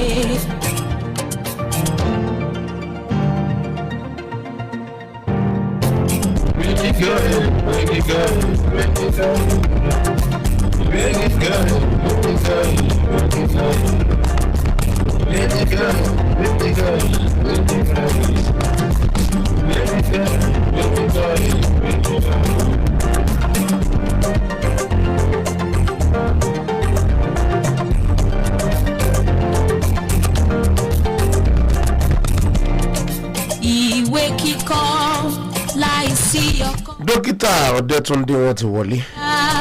Kò ì pé o, kò ì pé o.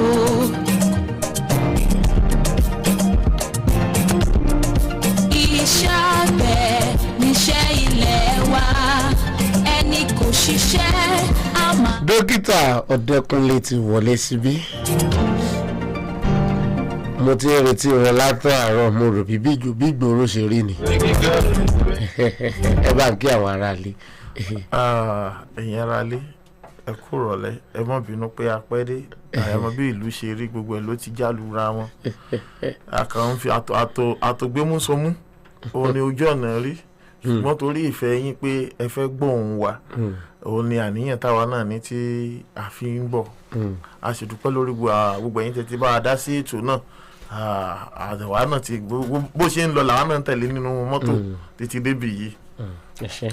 Ìyọkọ àti àdá kò ì pé o, kò ì pé o. Ń tà ń bá yẹ̀wò yìí, ẹ jẹ́ ń sáré gbọ́ ojú tẹ̀yìn fi wò ó àti ọ̀nà tí ẹ̀yin fẹ́ bá wa gbà dá sí. Ọ̀pọ̀lọpọ̀ nǹkan ni mo ti gbọ́ tí àwọn èèyàn ti sọ, arákùnrin wa, arábìnrin wa, àtẹ̀yìn náà àtàwọn tó pè láti ilé. Derogatory statement or language or words. Ẹ jẹ́ kí n bẹ̀rẹ̀ láti, ẹ jẹ́ n wo agan ti bíbélì láti wọlé. Ìwé mímọ́ fìdí ẹ̀ múlẹ̀ pé ní àtìkọ́ṣe ni Ọlọ́run dùn ayé rí jùjù. Ká tẹ̀ tó wá kó mẹ́ka lọ sí ìwé Jòhánù wípé ní àtìkọ́ṣe ni ọ̀rọ̀ wà pẹ̀lú Ọlọ́run, Olúwa sì ni ọ̀rọ̀ náà. Nípasẹ̀ la fi dá ohun gbogbo, kò sí ohun kan tí a dá láìsí nípasẹ̀ ọ̀rọ̀. Now, words are creative. A lè mọ̀ fojú rí torí pé nípa ìgbàgbọ́ àwọn ìwé mọ́ méjèèjì ló fìdí ẹ̀ múlẹ̀ pé Ọlọ́run sọ ó sì wá sí ìmúṣẹ. Bẹ́ẹ̀ ni àwọn òbí, ìdá òbí, ọ̀gá,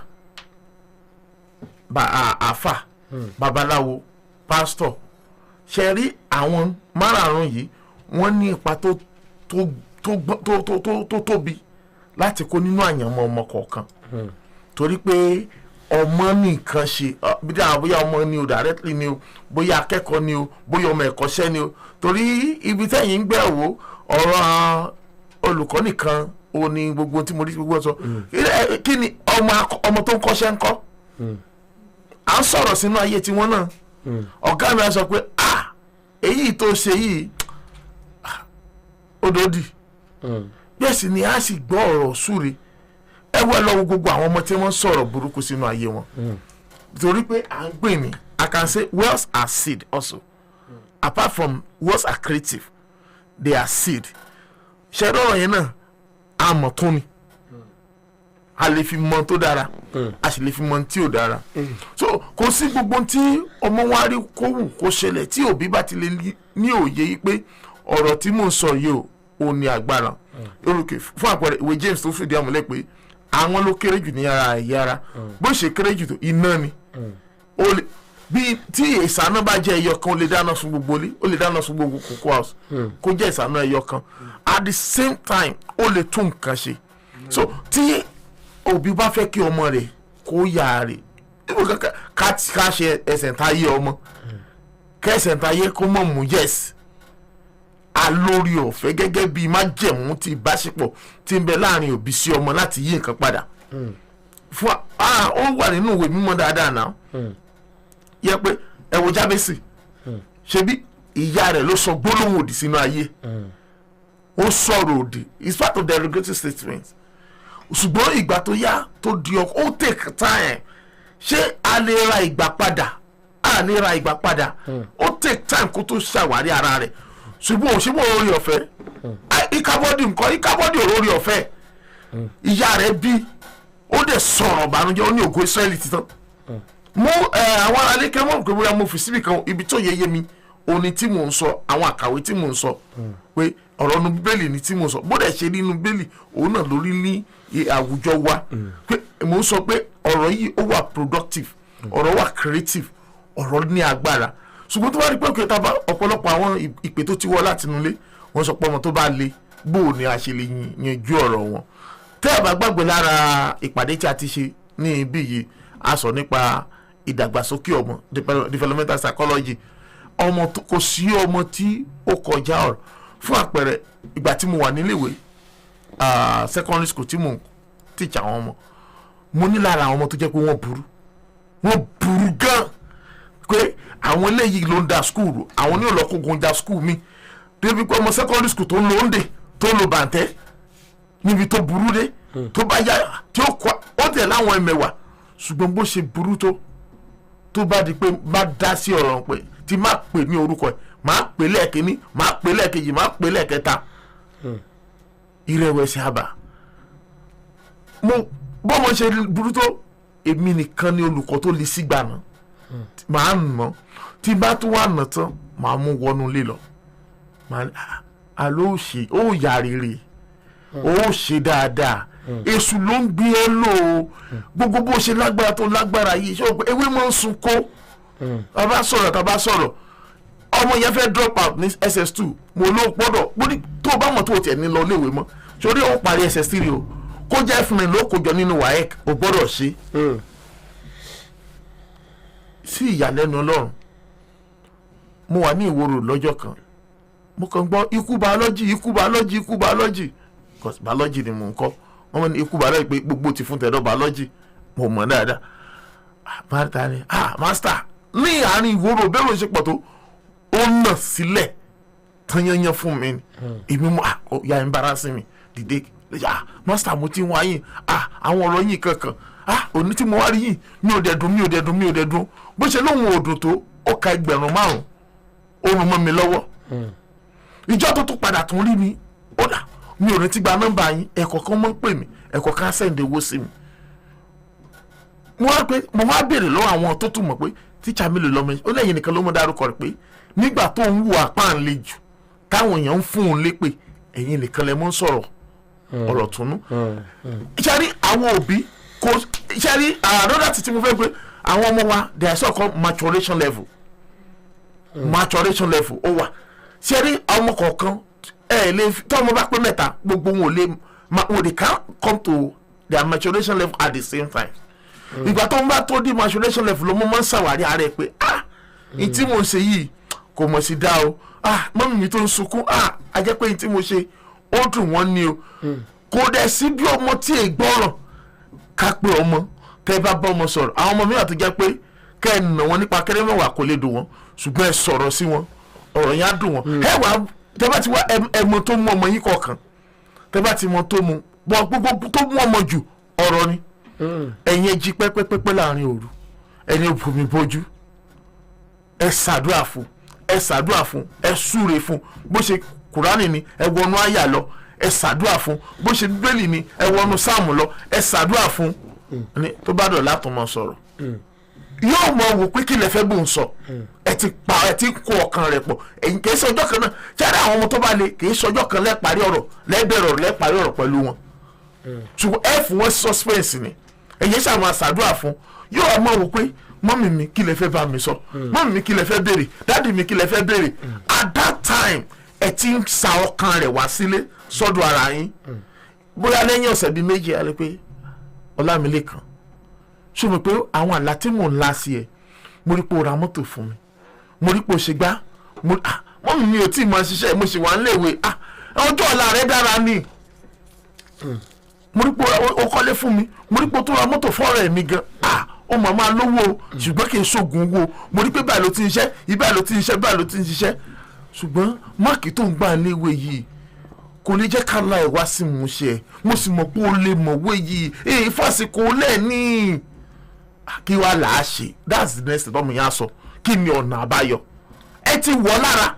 ẹ wàá sọ ọ̀nà àbáyọ ẹ wàá fi reinforcement lókè o sórí tó ṣe ni o bí a bá ti dé láti rí iléèwé ó ṣe báyìí so tí màkì bá ti lọ sókè sí èmi náà máa gbìyànjú mọ̀ pé ọjà ò ṣe dáadáa tó ṣùgbọ́n máa gbìyànjú máa ṣe nǹkan báyìí fún ẹ pẹ̀lú orí ọ̀fẹ́ lọ àti ìyọ̀ ọ̀dọ́ náà ọmọ yẹn ò rí yàtọ̀ ṣùgbọ́n ọ̀pọ̀lọpọ̀ tó ń ṣe àwọn òbí ni pé tá a bá ti try lẹ́ẹ̀kínní tá a try lẹ́ẹ̀kejì tá a rí ìyàtọ̀ á ka àwọn ọmọ ẹ̀sẹ̀ á bẹ̀rẹ̀ sí mọ́ sọ pé kò lè ṣe kinní kan kò lè ṣe kinní kan kò lè ṣe tó irú ọmọ yẹn bá padà wá bọ́ sọ́wọ́ ẹlòmíì níta tí ìyẹn sọ fún pé ó lè tí ìyẹn ṣàwárí ayé ẹ̀ tó bá rí pé ọmọ yẹn ọlájí sọ́wọ́ ẹ̀ tán ẹ lọ́mọ bí ń gbàgbé yín ẹ tó ṣàwárí ẹ̀ ní ọ̀rọ̀ tí kò lè rántí yín mọ́ tó bá yẹ pé kéde ẹ̀ ṣe pé ẹlòmíì ló ṣàwárí bẹ́ẹ̀ pé àwọn ọ̀rẹ́ ló padà ṣàwárí ẹ̀ àárín àwọn ọ̀rẹ́ náà ni ó ti mọ́ tọ́jú wọn kò ní rántí ilé mọ́ gbogbo náà ogun ayé kọ́ ní ọ̀pọ̀lọpọ̀ tó ṣẹlẹ̀ àṣìṣe wa àìlákàsí wa àìní ìfaradà wa ọmọ mi tó bá sọ̀rọ̀ sílẹ̀ kan ó ti gbọ́ ṣùgbọ́n mi ó sọ̀rọ̀ lẹ́ẹ̀mẹjọ ìmí ó sọ̀rọ̀ lẹ́ẹ̀mẹwàá àwọn olùkọ́ náà dẹ̀ níye jẹ́ kí lọ sí agbọn àwọn olùkọ́ torí pé tó ń lọ́kọ̀ olùkọ́ náà ńlá kọjá pọ̀ ṣé ètò ẹ kúrò lẹ́ ẹ kú ètò. ẹ ra sàn orúkọ yín àti bíkẹ́ tí ó pè àmì. Mr. Gabriel. Mr. Gabriel láti olódò ẹ ra sàn. láti olódò. Yes sir. ẹ kú àtàrọ̀. Yes sir. ṣe rí pásítọ̀ wa tán sọ̀rọ̀ lọ́wọ́lọ́wọ́ yẹn. Yes sir. mo tún fẹ́ fi ọkàn kún. ẹ mọ̀ wípé ọ̀rọ̀ ni Ọlọ́run sọ sí Ádámù àti Éfà. tí àwa ènìyàn ta fi ń jẹ ìyàdè ní. àbí bẹ́ẹ̀ kọ́ ni. bẹ́ẹ̀ni. ọ̀rọ̀ Ọlọ́run sọ ṣé mo rò pé Ádámù àti Éfà kó wa sí gbogbo wàhálà èyí tó ń ṣẹlẹ̀ lórí òde òní. ká ní nígbà tó Ọlọ́run sọ̀rọ̀ yẹn bóyá tí wọ́n bá bẹ Ọlọ́run gbà yẹn ni bóyá Ọlọ́run ìbá tiẹ̀ bójú àánú òun tí bá dáríjì ṣùgbọ́n wọn yóò ń padà tí Ọlọ́run fi sọ fún Ádámù pé nínú ogún ojú rẹ nìwọ ti máa dé ẹ wá wo ìgbín yẹn láti ìgbà náà títí dé ní ìyẹn ní ẹnìkan sọ̀rọ̀ kan lẹ́ẹ̀kan wípé ní ilé kẹta sí àwọn wípé màmá kan bú ọmọ rẹ̀ ó sọ̀rọ̀ òdì sí àwọn olóògbé ni wọ́n wá bá ṣe àmì èyí náà ní bẹ́rẹ̀ kan wọn nígbà táwọn wà nù ayé àwọn kọjá lọ ní agboolé kan màmá yẹn bá ń ṣépè lọ́mọ ẹ̀ ló ń ṣépè lọ́mọ lórí wọ́n ní àṣẹ tó tẹ̀lé àwọn ológun ti wà ní àpò rẹ̀ ní ó wá ń sọ fún àwọn wípé wò ó màmá yẹn ò mọ nǹkan kan wo kínní yìí àṣẹ ti gùn ológun ní wípé gbogbo ohun tó ń sọ yẹn làwọn ológun yẹn sọ ní wọ́n ti ń sọ pé àmì pé ọmọ òun ò sì lè kí n má sọ nǹkan burúkú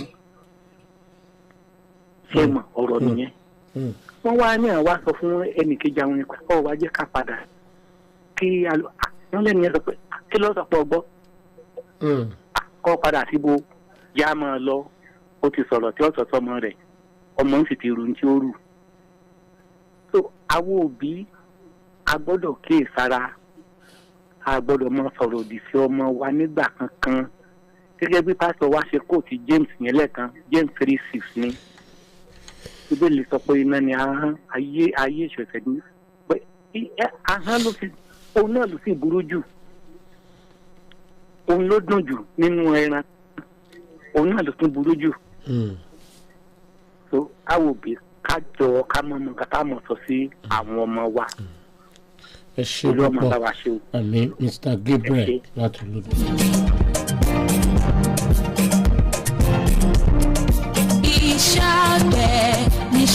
Dr. Ọdẹkùnlé ẹ fẹ́ sọ ti abala àwọn olùkọ́ lẹ́ẹ̀kan.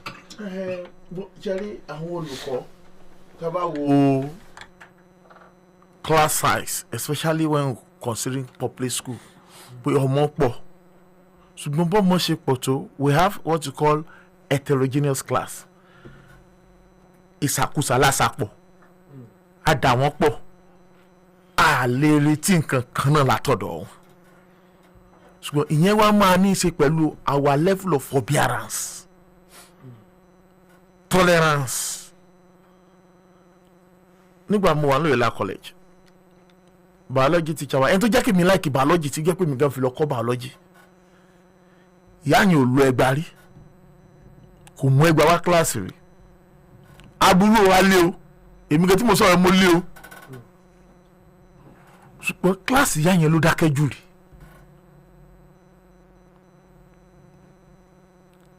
That biology teacher, she has a different methodology to approach the class. Ó dẹ̀ ṣe sùúrù fún àwa tó jẹ́ pé a wà nísàlẹ̀ tó jẹ́ pé mọ̀ dáadáa tó láti gbé wa wá sókè. Àwọn tó ti wà lókè náà àwọn náà dúró lókè. Tí ọmọ ò bá ṣe dáadáa tó, brother mi sọ̀rọ̀ nípa teachers comment in a postcard. Teachers comment even when indeed it's a poor result, but you don't need to tell the student that this is a poor result. Oh, your result is not encouraging enough, but you can work harder. Ẹ jẹ́ ká máa fún àwọn ọmọ yẹn ní ọ̀rọ̀ ìrètí pé ìrètí ń bẹ fún gita gẹ́lulẹ̀ tó bá ti rí ìsàn omi yóò rúwé padà. Sister mi sọ there are some factors tó jẹ́ pé wọ́n affect àwọn ọmọ. Ẹ jẹ́ kí n sọ bí when a baby is formed, the brain of a baby is tabula rasa, is empty. Ẹ̀lọ́ ẹ̀kúrẹ̀ lẹ́yìn ẹ bá sọ̀rọ̀ yìí nà. À ń kàn kan síbẹ̀ ni kò sí ọmọ tí ò lọ́pọlọ mo sọ fún yín. Yín tó bá fi mú ọmọ tó bá wò pé ok orin tí wọ́n kọ yìí orí ẹ̀ fọ́nká síbẹ̀ tó dájọ́ kó wọ̀ ní so tó ń tún orin yẹn kọ. Ó ní ọ tó lè rántí padà. Bàbá Sàlá wọ́n ṣe kan báyìí lórí tẹlifíṣàn lánàá tó dé school tó ń tún sọ. The same brain tó bá rí conducive atmosphere á produce formula mathematics. Bọ̀ ọba àwọn olùkọ́ la wá máa wo methodology wo ni approach wo máa apply. Tó jẹ́ pé irú tí ọmọ yẹn fi lè reproduce mọ́fì tó wò lánàá ní ìjẹta ní school padà ọ̀nà wo lágbègbà instead of what táwọn abọ́ fi sọ pé o lè mèkẹ́ kò possible. Kò ì pé o.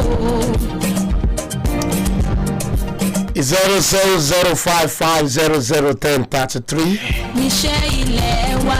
091601033. Àjálè.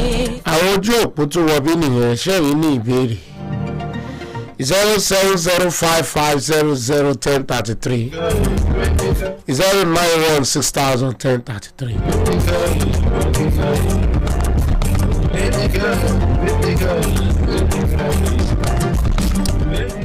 Dr. Ọdẹkùnlé ti ní kí àwọn olùkọ́ náà máa ní ìfaradà kí wọ́n tó gbé ọ̀rọ̀ àbí gbóná ọ̀rọ̀ jáde sínú ayé àwọn akẹ́kọ̀ọ́ wọn torí ọ̀rọ̀ lágbára. Ìwé kíkọ́. Wọ́n bẹ̀ jẹ́ pé gbogbo tí ń bẹ nínú ayé gan nípasẹ̀ ọ̀rọ̀ ni. Ìyàdá kò ì pé o. Àtìmọ́ tí ń kọjá. àmọ́ tó jókòó tí wá táwọn sàmọ̀ sọ. ìbọn lápá tí ìbọn lápá tí ta ni ó jẹ́ wọn kọjú ìbọn sóhun. ìpè yẹn ò lè ṣe àkànfẹ́ ń ṣeré lásán ni èèyàn á máa fi pè ṣeré. ọ̀rọ̀ tẹ́ ẹ ti sọ tó ti bà ọmọ nínú jẹ́ lẹ́yìn káàsán rèére ẹ wo ìyá rẹ̀ bí ẹ ṣe ń kóòtù ọ̀rọ̀ tí wọ́n sọ sí wọn láti 1982 2022 làmọ̀ wáyé bẹ́ẹ̀ rí kó lágbára ni àwọn ọmọ yẹn ń gbàgbé dípò ẹ jẹ́ ká fà wọ́n mọ́ra ẹ jẹ́ ká fi ọ̀rọ̀ tútù bá wọn wí kí ayé wọn lè ṣèso ṣé ẹ gbàgbé pé ọjọ́ ọ̀la wa ni wọ́n. Mr. Túndé Ṣótìyà ẹ bá ń kí àwọn èèyàn mo fẹ́ máa lọ jẹ́jẹ́ lórí ètò yìí nìyẹn nítọ̀sẹ̀ yìí. Pẹ̀lú bá ti ṣe ń sọ látàárọ̀ I believe both parents, teachers, guardians, everybody tó so mọ́ ọmọ kí wọ́n mú lò ọ̀rọ̀ lágbára. Words are powerful, words are creative, they are seeds and they are life. Thank you. Arábìnrin Adédoyin Ayọ̀yẹmí. Okay, we all know that words are powerful, so I will encourage every one of us to say positive words to our lives. Ìwé kíkọ́ láìsí ọkọ́ àti àdá kò ì pé o. Hello. Hello. Iṣẹ́ àgbẹ̀ níṣẹ́ ẹni kò ṣiṣẹ́. Dr. Dẹ́kunlé ẹ bá ń kí àwọn ará nù lé. ẹ̀yin ará lé ẹ rántí pé ọ̀rọ̀ dàbí ìka tá a nà sí ojú ìgbín ìgbín lè sáwọnú o tó bá ṣe sáwọnú ó lè mọ́ jáde padà ẹ já mọ́ bá ṣe mọ́ lọ ọ̀rọ̀ wa.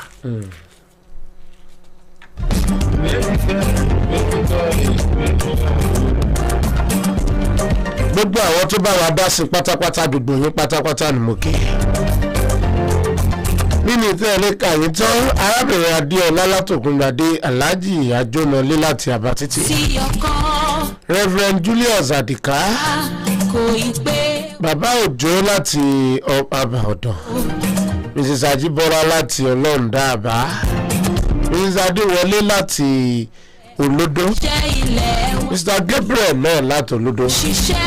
Gbogbo ẹ̀yin tẹ́ ẹ kàn sí wa lójú òpó ìbánidọ́rẹ̀ẹ́ ti Facebook wa pátápátá gbogbo yín lákì. Edu-Circle ń lọ lọ́sẹ̀ yìí á tún padà lọ́sẹ̀ tó ń bọ̀ lágbára Ọlọ́run. Lórúkọ gbogbo àwọn tí a jọ mú ètò ìwáṣẹ́tì ìgbọ́ yìí. Iléeṣẹ́ Ògúnrìnlé Olújídé Fáwọlé àti àwọn kúrò àti bàbá Túndé Ṣódìyà Dòyìn Ayọ̀yẹmí àti àlejò wa dókítà Ọ̀dẹ́kunlé àmọ́ lórí pápẹ́ yín pé jẹ́ wa o.